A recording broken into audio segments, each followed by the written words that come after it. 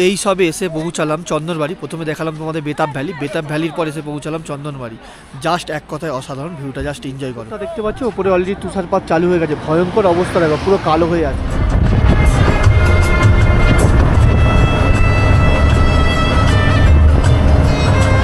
সবাইকে good afternoon. এখন বাজে বেলা 12টা।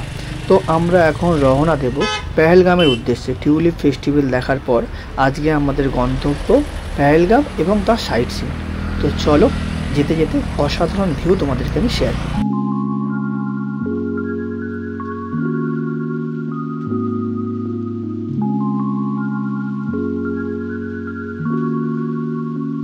তোমরা এই যে গাছগুলো দেখতে পাচ্ছ, দেখো ন্যাড়া ন্যাড়া গাছ, কোনো পাতা নেই। এইগুলো সব হচ্ছে আপেল ট্রি।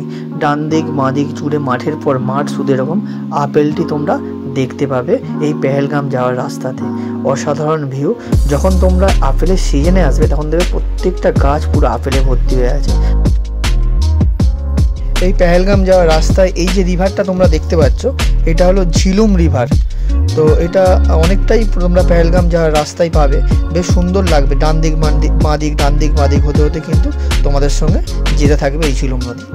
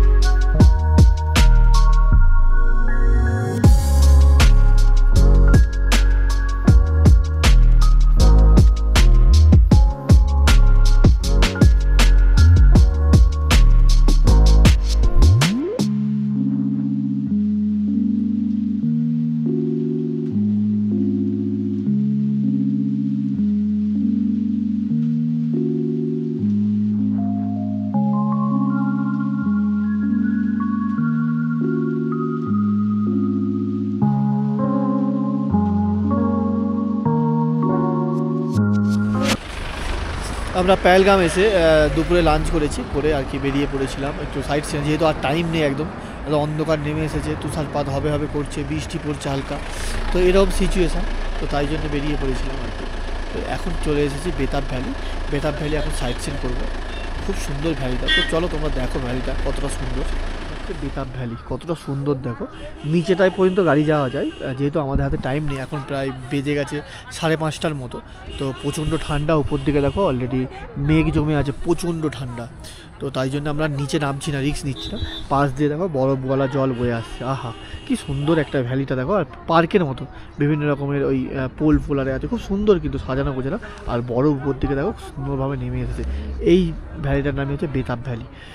তো এটা খুব সুন্দর, কিন্তু এদিকে অনেকটা জায়গা আছে, অনেকটা জায়গা নিয়ে আর কি, বেশ সুন্দর লাগছে।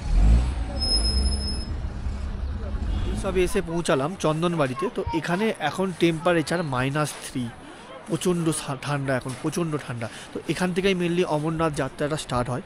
অসাধারণ ভিউ, এখন পুরো বরফে পুরো সাদা হয়ে আছে, জাস্ট এক কথায় অসাধারণ। তো তোমাদের পুরো ভিউটা দেখাই। এই হচ্ছে শ্রী অমরনাথ জি সরণি বোর্ড, এই হচ্ছে মেন রাস্তাই দেখো। এখান থেকেই মেনলি অমরনাথ যাওয়ার স্টার্ট হয় আর কি, এখান থেকে ওরা উপর হয়ে বেরিয়ে যায়। এই হচ্ছে মেন রাস্তা, আর এই হচ্ছে যে ভ্যালিটা। ওহো, কত সুন্দর লাগছে দেখো। এখানেই সবাই মেনলি যারা ঘুরতে আসে, সবাই ঘুরতে আসে এই চন্দনবাড়িতে।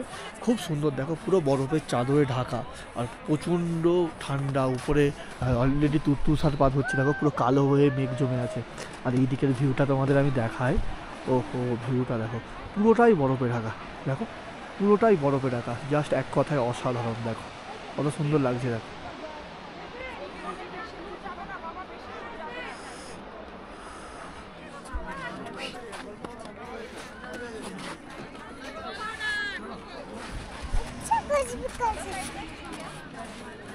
ভিডিওটা তোমাদের কেমন লাগলো অবশ্যই কিন্তু তোমরা কমেন্ট করে জানিও।